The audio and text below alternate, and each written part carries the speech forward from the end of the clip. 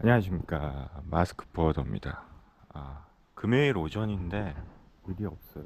그리고 여기 와서는 뭐 전화를 하든 어디 영업처를 방문을 하든 좀 능동적으로 공격적으로 이렇게 영업을 할 수가 없으니까 그냥 업무만 보고 견적 문의 오면 뭐 파트너든 화주든 나가는 셈이라 4주 동안은 뭐 밖에 나가는 영업을 할 수가 없지 않습니까? 한국이 아니니까.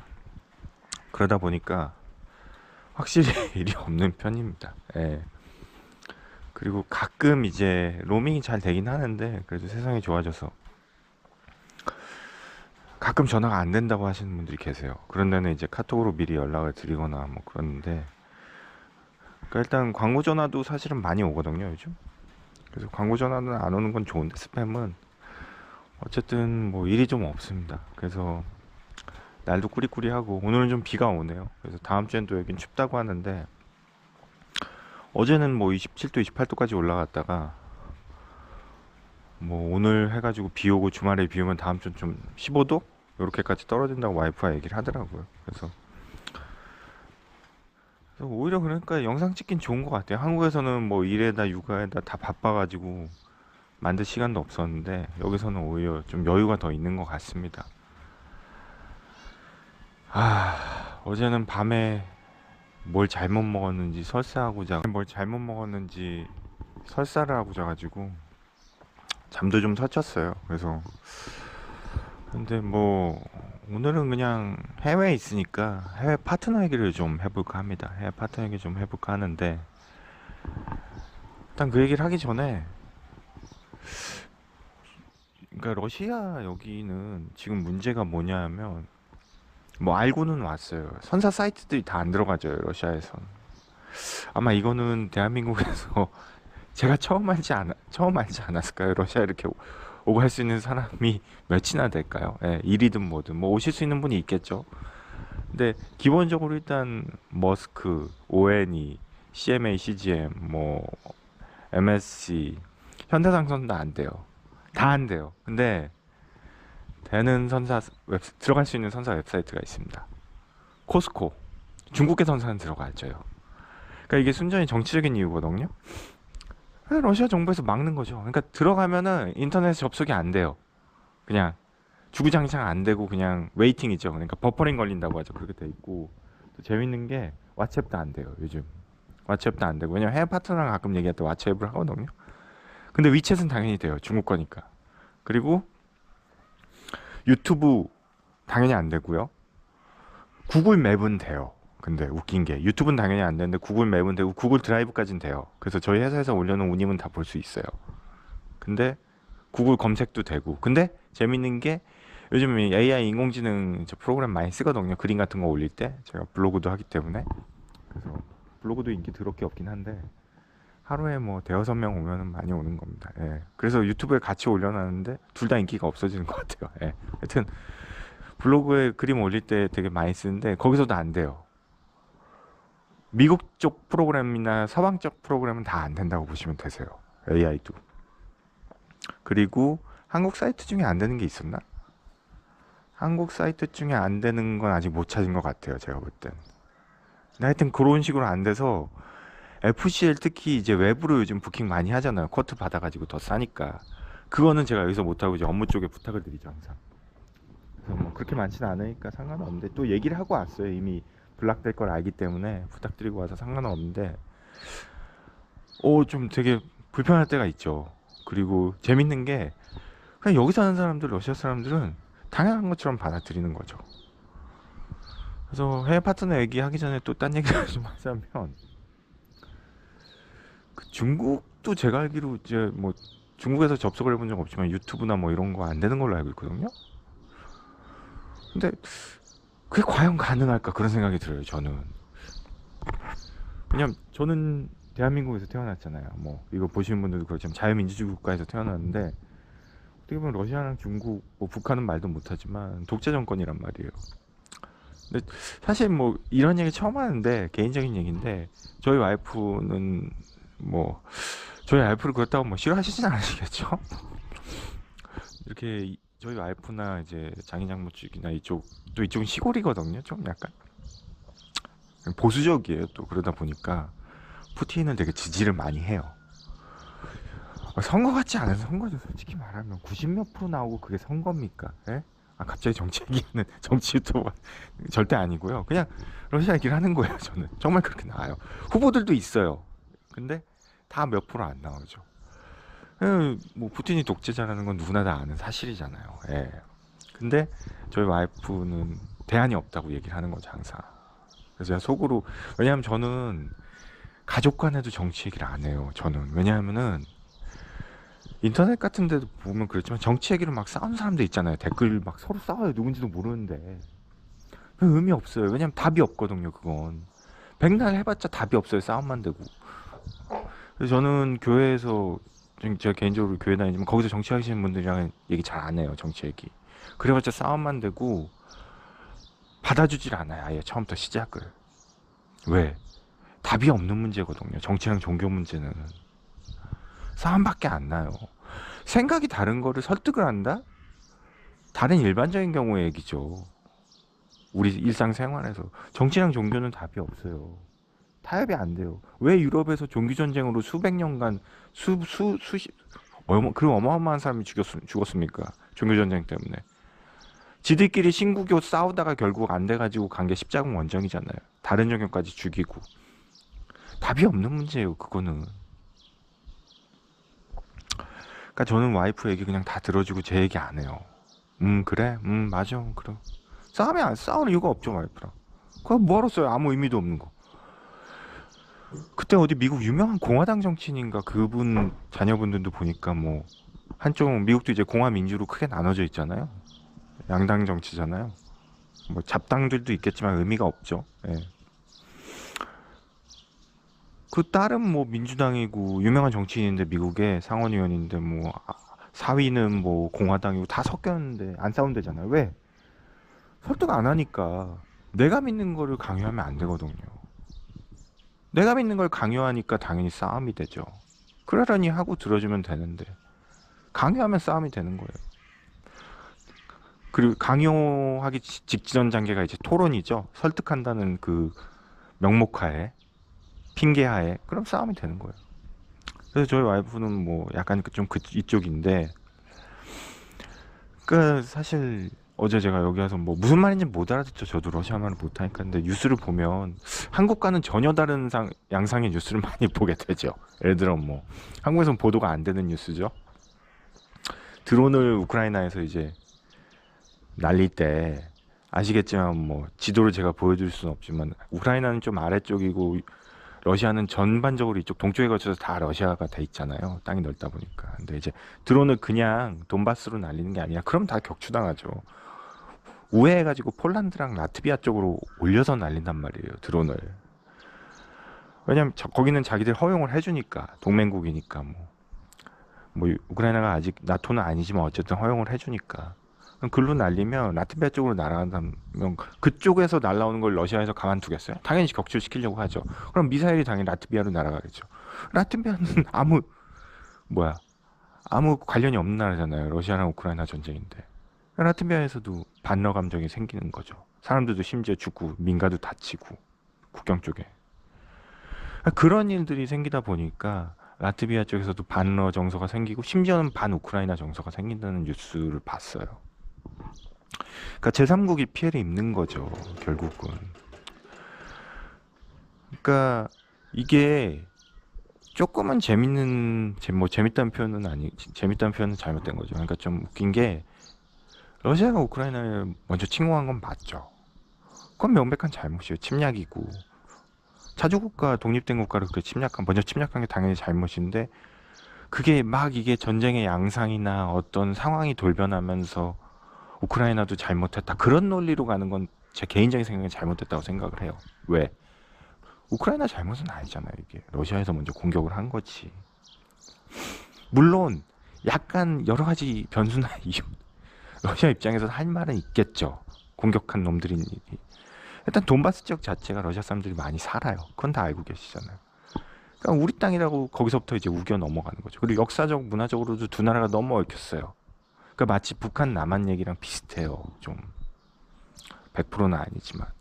그리고 우크라이나도 어쨌든 나토에 가입을 하려고 했었고, 근데 분명히 러시아가 2000년도부터 시작해서 우크라이나 건드리지 말라, 나토 저지선은 자기네들이 그 전까지다고 계속 푸틴이 얘기했는데 나토는 계속 확장을 했죠.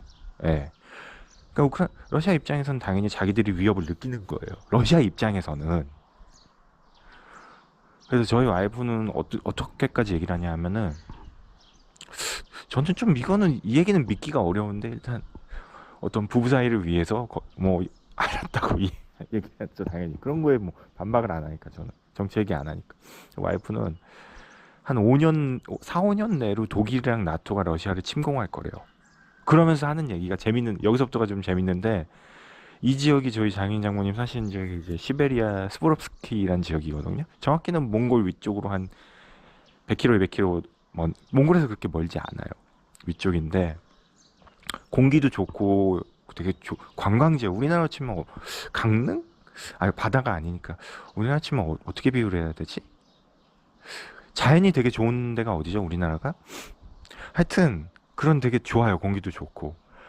그러니까 제가 어제 영상에서 보여드린지 뭐 이 앞에도 누가 이렇게, 저기 세인트 피터스버그라고 이제 모스크바 근처에 그 대도시거든요. 거기도 우리나라 치면 뭐 서울, 부산 이런 데예요. 대구 그런 데인데, 거기서 와가지고 이사하려고 앞에 집 터 만들고 있거든요.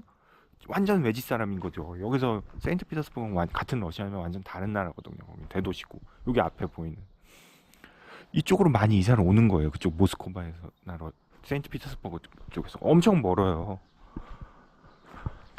왜 많이 이사 온다는 거예요. 지금. 그래서 왜 이사가 거기서 여기까지 뭐하러? 그러면은 그쪽은 이제 유럽 쪽이니까 나토에서 공격을 하면 그쪽부터 공격하거든요.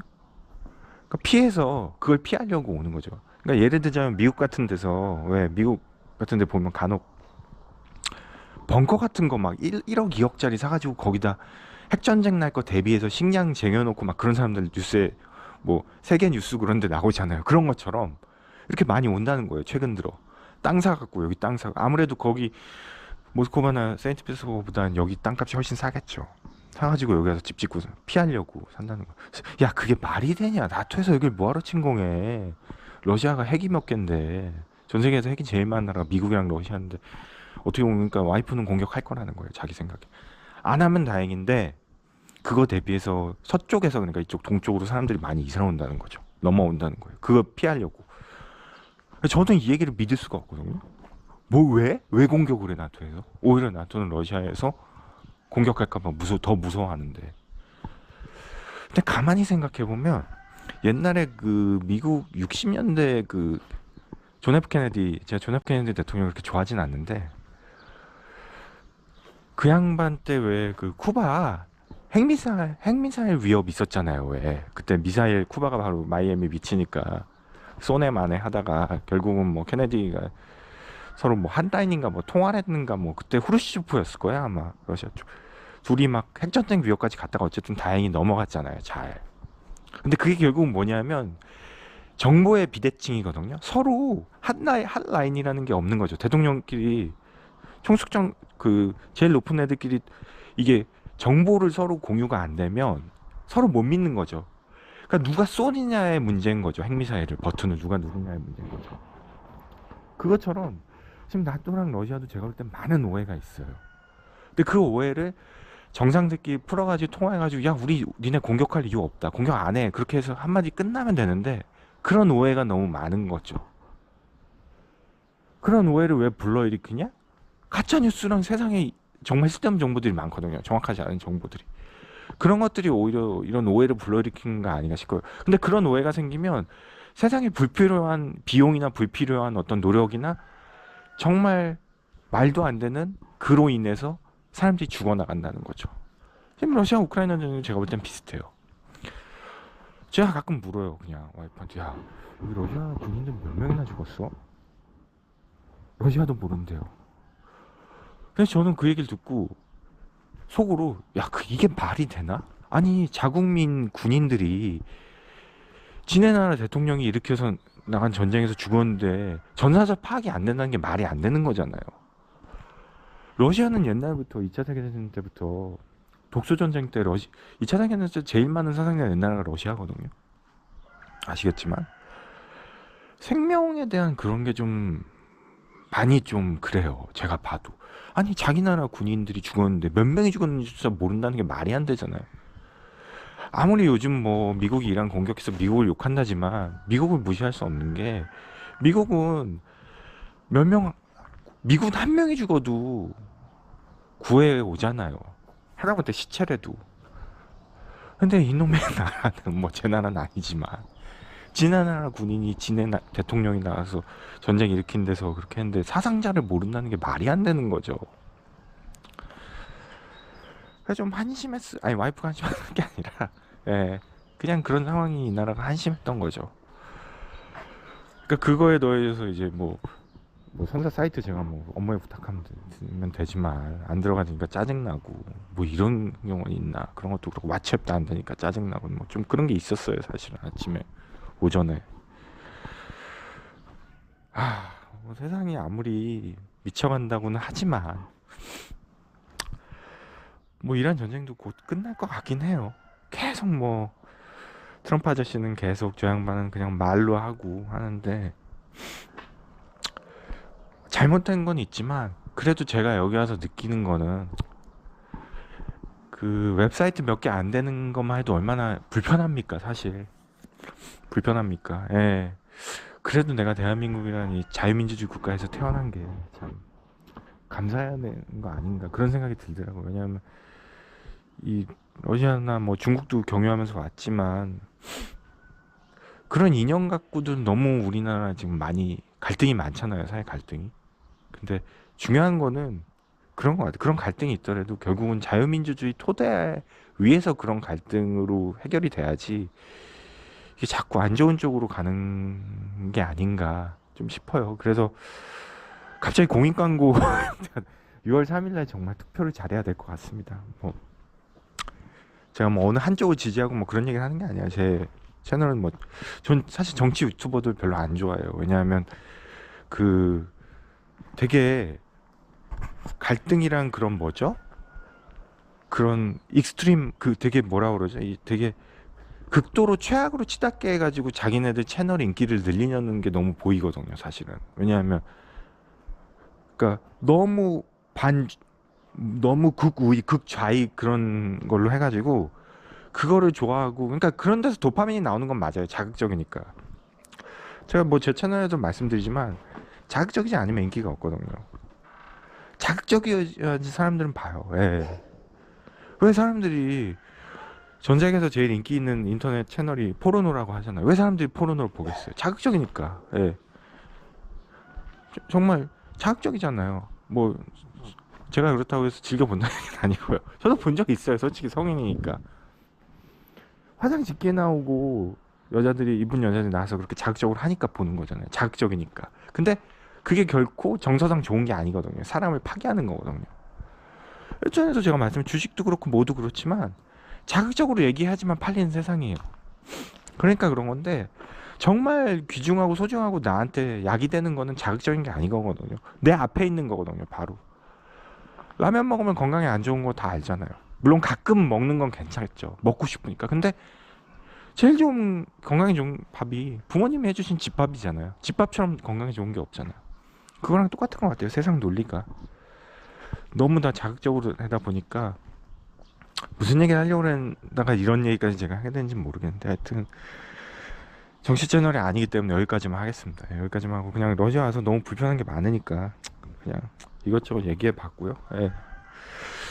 그래서 오늘은 파트너 얘기를 좀 해볼까 하는데 이제 시작을 하네요. 이제 시작을 파트너 얘기는 그냥 해외 나왔으니까 예전에도 했었는데 파트너 얘기를 좀 해볼까 하는데 파트너라기보다 뭐 해외 법인? 해외에서 일하는 거? 그런 거였는데 제 이 구독자분이면서도 저랑 지인이 된 분도 얼마 전에 이제 미국에서 들어오신 분이 계신데 그분도 참 능력 있으신 분이에요. 뭐 미국에 있었으니까 당연히 영어도 잘하고 정말 잘생겼고 잘생긴 거 제가 부러웠어요. 같은 남자지만 젊고 아직 그 미혼입니다. 미혼이고 똑똑하고 그런 친구는 후배인데 그 친구한테도 미국 얘기를 많이 들었어요. 미국 해외. 근데 별반 저도 유럽에서 근무해 봤지만 그렇게 차이가 안 나더라고요. 해외 법인에 있는 게. 그래서 해외 법인에 이제 주로 해외 법인은 뭐 아시겠지만 대기업 계열사들이 많이 가죠. 왜냐면 일단 법인 하나 해외에서 차리는 게 코스트가 엄청 들어요. 요즘은 동남아 그쪽도 많이 든다 그러더라고요. 인건비가 올라가지고. 근데 유럽이나 미국은 말도 못하고, 심지어도 저도 해외 유럽 독일 오스트리아 쪽에 있었지만 인건비 다 떨고 나면 오히려 적자나는 경우도 있어요. 근데 어쩔 수 없이 거기 차려야 되는 게, 현지 회사를 조인트 벤처를 하기에는 위험 부담도 있고 직원 관리라든가 그런 게 안 되기 때문에 직접 이제 법인장이라든가 한국 사람을 보내는 거거든요. 그리고 제가 알고 있기로 요즘은 다 그냥 현지에서 다 뽑는 걸로 알고 있어요. 비용 절감 때문에. 법인장도 이미 제가 옛날에 해외 법인 있을 때 그때도 이미 법인장도 다 해외에서 채용하는 걸로 알고 있어요. 왜? 코스트 때문에. 그냥 주제로 해서 보내면 훨씬 급여도 많이 줘야 되고 뭐 체류비도 줘야 되고 그러는데, 현지에서 뽑으면 그냥 알아서 하면 되거든요. 코스트 때문에 다 그런 식으로 하고 있는 걸로 알고 있고, 정말 특별한 경우 아니면. 그리고 거기는 되게 재밌는 게, 이거는 거기서 근무하지 않은 사람은 모르는 얘기예요. 그러니까 뭐냐면, 거기서 근무하는 분들은, 이건 좀 어떻게 보면 비난하는 것까지는 아니지만 좋은 얘기는 아니에요. 거기에 세상이 전부인 경우가 많아요. 뭐냐면은, 그러다 보니까 거기서 정치적으로 뭘 하려고 그런다거나 견제하고 그런 게 되게 많거든요. 그 비슷한 얘기를 저는 미국에 계신 분한테도 들었어요. 그래서 제가 그 얘기 들으면서, 나 어떻게 이렇게, 이런 건 안 바뀌나? 안 좋은 건데. 그런 생각이 들었는 게, 거기서 근무한 사람은 거기서 자기가 어떻게 보면 다 권한을 쥐고 컨트롤을 해야 되기 때문에, 거기가 자기 세상인 거예요. 그러니까 누가 들어오거나 다른 사람이 들어왔을 때 그거에 대해서 받아들이는 게 굉장히 보수적인 거죠. 적대적이고. 자기 자리를 뺏는 거 아닌가? 그런 사람들이 있어요. 근데 그런 사람들이 의외로 해외 법인에도 많아요, 생각보다. 그러니까 이게 건전한 경쟁이랑 건전한 관계가 아니라 약간은 좀 폐쇄적이고, 다른 사람을 받아들이는 데 대해서 되게 익숙하지 못한 거죠. 이걸 어떻게 설명을 드려야 되지? 그러니까 예를 들어서 뭐 누가 와요. 새로운 사람이 왔어요. 심지어 자기 밑이라도 그냥 잘 가르쳐주고 화랑시키고 일을 하면 되는데, 견제하는 거죠. 내 자리 뺏는 사람 아니까. 내가 이 자리에 올라오기까지 얼마나 노력을 했는데. 뭐 그 정도 노력도 안 하는 사람 있나요? 직장 다니면서? 그런 경우가 많아요. 그러니까 왜냐하면 그게 어쩔 수가 없는 게, 그 사람들을 비난할 수가 없는 게, 그게 그 사람한테는 다거든요, 사회에. 왜냐하면 한국 사람이, 여기는 한국에서 근무하면 다 한국 사람이잖아요. 근데 거기는 한국 사람이 적고 직원 수도 적고, 그리고 거기서 자기가 뭔가를 세팅하고 그랬다면 더더욱 그런 보상 심리가 생기는 거죠. 그러다 보니까 누가 들어왔을 때 잘 가르쳐주고 뭐 잘 이렇게 훈육이란 표현이 맞나요? 그렇게 한다기보다는 견제하고 비난하고 어떻게든 트집을 잡으려고 하는 거죠. 같은 한국 사람들끼리 또 그래요. 근데 그런 사람들이 또 그쪽 현지 직원한테는 별 그런 게 없어요. 왜? 그 현지 직원은 자기 경쟁 상대가 아니라고 생각을 하거든요. 그리고 현지 직원들은 일단 일하는 태도나 그런 것 자체 한국 사람처럼 똑같을 수는 없어요. 예. 뭐 이건 좀 안 좋은 얘기인데, 한국 사람처럼 일을 안 합니다. 그렇게 할 수도 없고요. 그렇게 시키지도 않고요. 그러니까 그런 게 좀 많아요, 거긴. 그래서 저도 그런 걸 당해봤고, 근데 혹시나 해외에서 그런 거를 이렇게 겪고 그런다면은 상대하지 마세요. 그거 상대해봤자 못 이깁니다. 왜냐하면 먼저 들어온 사람을 어떻게 이겨요? 그걸 이기려고 하다기보다는 거기서 할 만큼만 하고, 계속 그것 때문에 자기가 있어야 되는 상황이라면 자기 정신 상태를 한번 보세요. 너무 힘들고 스트레스 받으면 관두세요. 한국 들어오실 수 있으면 들어오세요. 한국엔 더 자리 많습니다. 고민하지 마세요. 다만 거기 꼭 있어야 되고 거기서 뭔가 자기 커리어를 하고 싶다 그러면 참아야 되죠. 아니면 딴 데 옮길 수 있으면 옮기고 해야지, 먼저 들어온 사람이 그렇게 어떻게 보면 갈구고 좀 힘들게 하고 그러면은 못 이겨요. 왜? 먼저 들어온 사람의 그 어드밴티지가 워낙 강하거든요. 그건 어쩔 수 없어요. 예. 피하는 수밖에 없어요. 그러니까 저도 피했어요. 그래서 그런 경우가 있고, 너무 신경 쓰지 마세요. 세상은 넓고 진짜 할 일은 많습니다. 할 일이 많은 게 아니라 세상은 넓고 포딩은 많아요. 예. 그러니까 너무 신경 쓰지 마시고 피하세요. 피하는 게 제일입니다. 싸우려 들지 마세요. 경쟁하지 마세요. 아무 의미 없는 경쟁이에요. 근데 거기서는 그 사람들에게는 거기서 그게 의미 있는 경쟁이에요. 왜?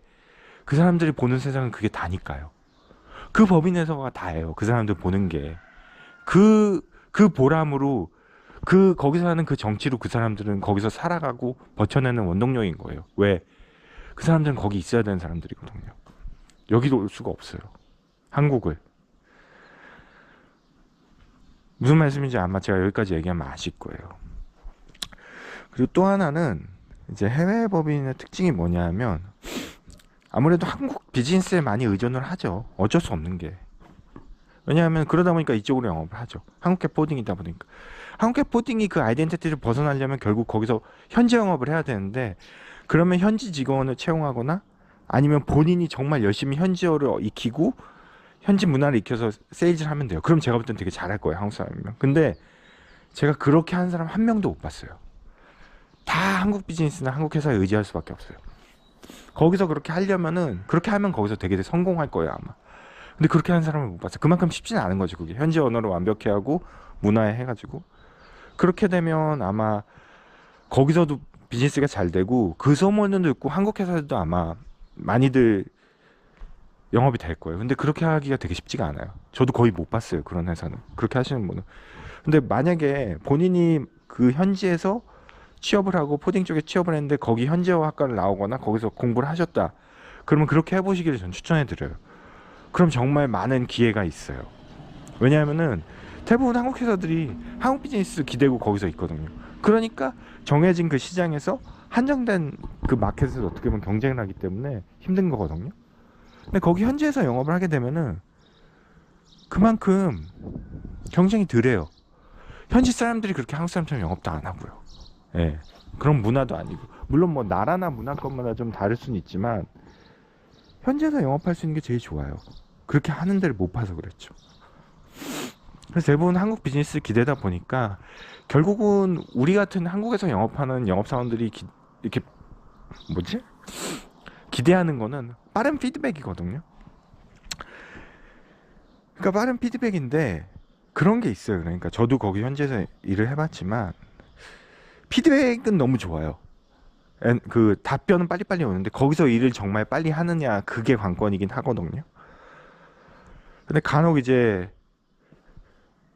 피드백은 빨리 오는데 거기서 일은 안 하고 그냥 답변만 빨리 오는 업체들이 있는데 그런 데는 몇 번 하다 보면 탄로가 납니다. 그리고 또 하나는 최근 들어 제가 느끼는 건데 최근에 좀 작년부터 좀 일을 밀어줬어요. 일을 빨리빨리 해주길래. 근데 최근 들어서 좀 일이 속도가 늦어지더라고. 어쩔 수 없이 저도 한국 사람인 게 빨리 답변 오고 빨리 일 처리해주고 부킹 빨리 해주면 좋거든요. 근데 요즘 들어 좀 느려요. 속도가 확실히 느려졌어요.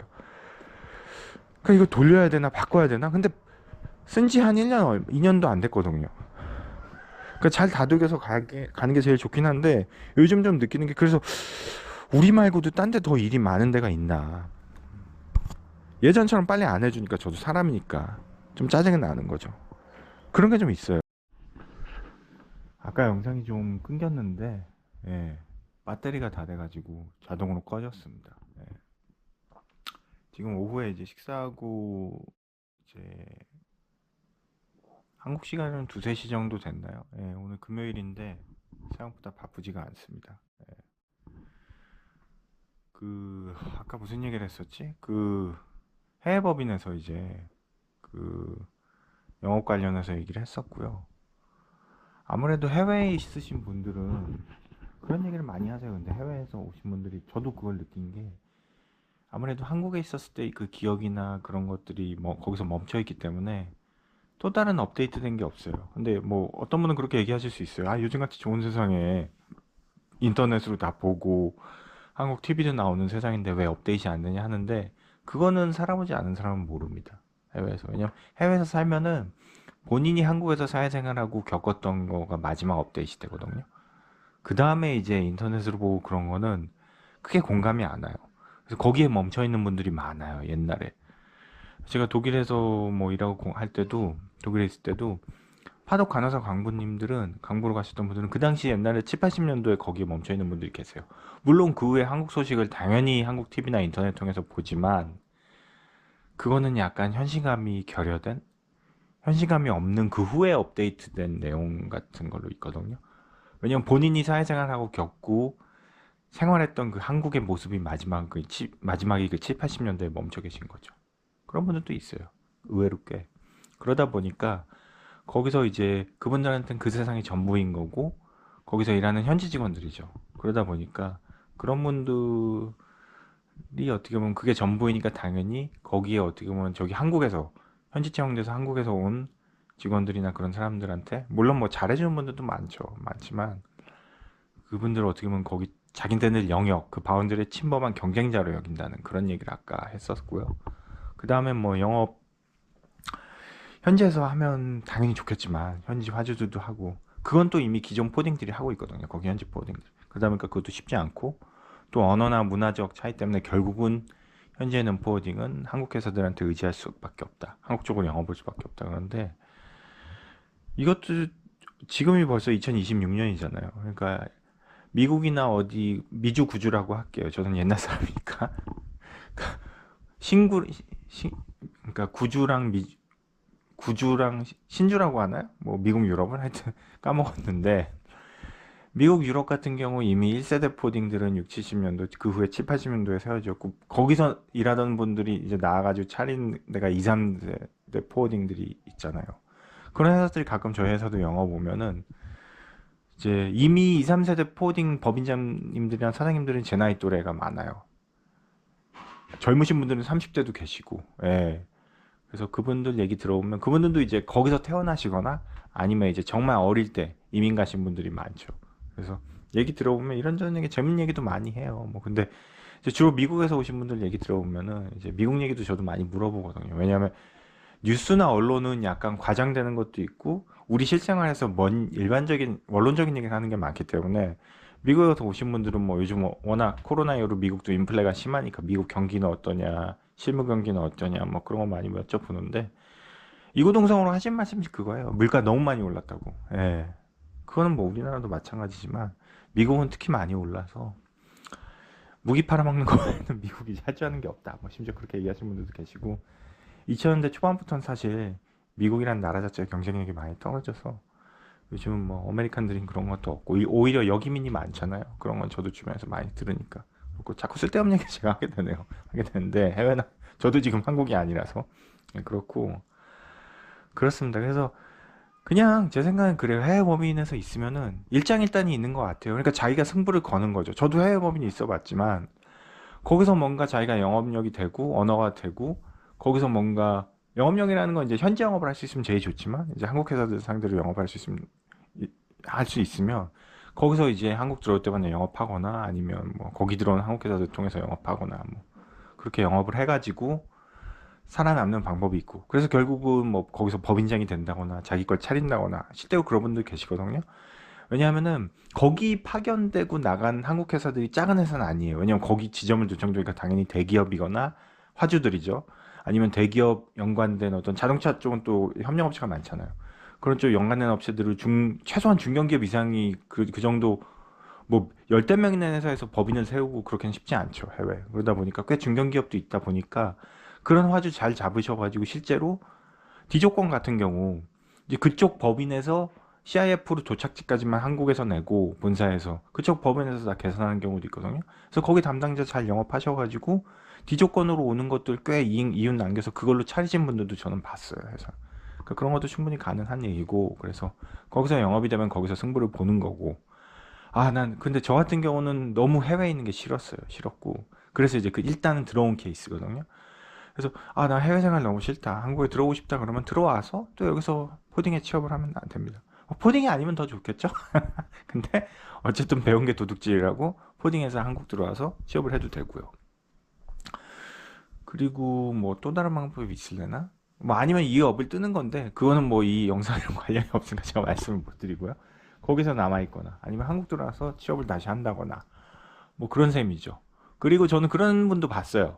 그러니까 제가 대기업 뭐 그런 대기업 저도 현지 채용이었어요. 근데 대기업 그 현지 채용 하다가 거기서 일을 되게 잘하시는 분을 봤어요. 독일 쪽에 계신 분인데 성격도 좋으시고 그래서 그런 분들은 거기가 이제 꽤 큰 대기업 그 포워더였는데 본사를 그분은 되게 취업을 하고 싶었어요. 근데 본사는 어쨌든 여기서 뽑는 거잖아요, 한국에서.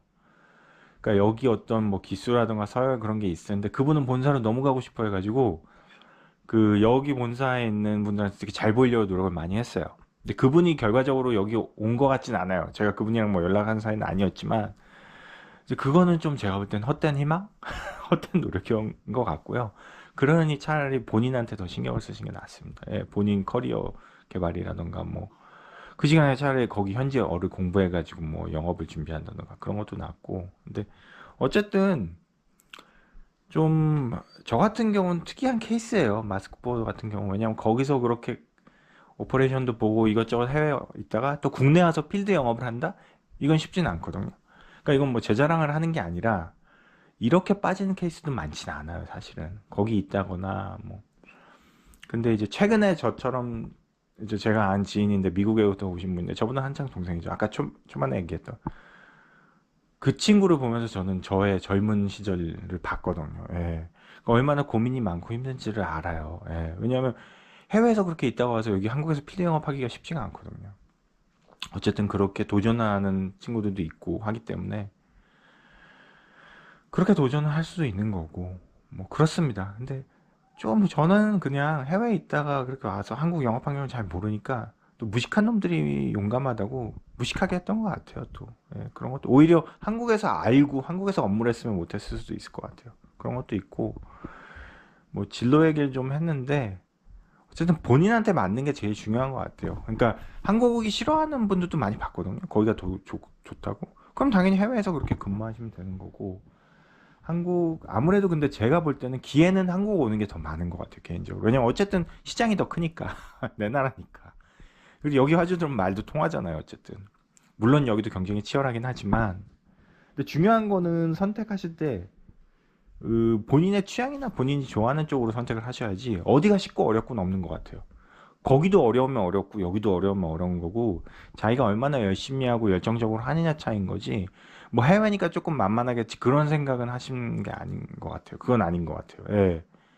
만만한 데는 없습니다. 어디든 다 어렵지만 저는 단지 한국이 좋아서 한국으로 들어온 거지 대신 이제 장단점은 있죠. 프로스 앤 코는 있겠죠 당연히. 장단점은 뭐 한국이라면은 예전에 제가 들어오기 전에 한국에서 오래 근무하신 분 이제 해외에 나오셔가지고 거기서도 식사도 하고 그랬는데 한국 그분은 항상 그러셨어요. 한국에서 근무할 땐 자기는 잠이 너무 부족했대요. 그래서 뭔 소리 하는 건가? 이분은 밤에 잠 안 주무시나 그랬는데 제가 한국 와서 이제 직장 생활 해보니까 저도 알겠는 거예요. 왜 잠이 부족한지. 예. 잠이 확실히 부족하더라고요. 한국은 좀 이상하게 한국 오면 한국 사람들 덜 자요. 거기 유럽 사람들에 비해서. 그리고 일단 출퇴근 시간도 꽤 길고 여하튼 그런 거는 그 당시 귀담아 안 들었는데 한국 와서 느낀 거죠. 예, 잠이 부족하고 뭐 장단점이 있죠. 조금 더 팍팍한 것도 있고 한국 직장 생활이 포딩 생활이. 근데 해외는 조금 느슨하거든요. 특히 유럽 같은 데는 상대적으로 그렇고 뭐 그리고 요즘은 오히려 해외에 들어와 계시다 한국 들어오신 분들은 대번 느끼시겠지만 한국이 오히려 쉬는 날이 더 많아요. 요즘은 진짜. 그리고 어떻게 보면 노동 환경도 더 좋아졌고 오히려 유럽보다. 유럽은 오히려 지금 저도 이제 유럽을 떠난 지가 뭐 10년이 훨씬 넘었지만 15년? 10년 넘었지만 오히려 유럽 노동 환경이 더 안 좋은 것 같아요. 경기도 더 안 좋고 예. 망해간다고 해야 되나? 예, 미안한 얘기지만 유럽 사람들한테는 경쟁력이 없어요 유럽은.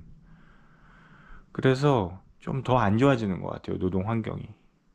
그런 제 개인적인 생각입니다. 예, 그렇고 그래서 결국은 본인이 좋아하는 쪽으로 들어와서 하느냐 거기 남아 있느냐 그렇게 하는 거지 절대 어느 방향이든 쉬운 건 없다는 거. 그렇고 하여튼 오늘은 너무 쓸데없는 얘기를 많이 했어요. 뭐 제 영상에 쓸데없는 얘기를 워낙 많이 하지만 참 제가 지금 여기 한국이 아니라서 와 있고 아까 오전에 이거 찍고 나서 잠깐 식사 시간에 한국 시간 맞춰서 식사 시간에 여기 2시간 느리거든요. 그래서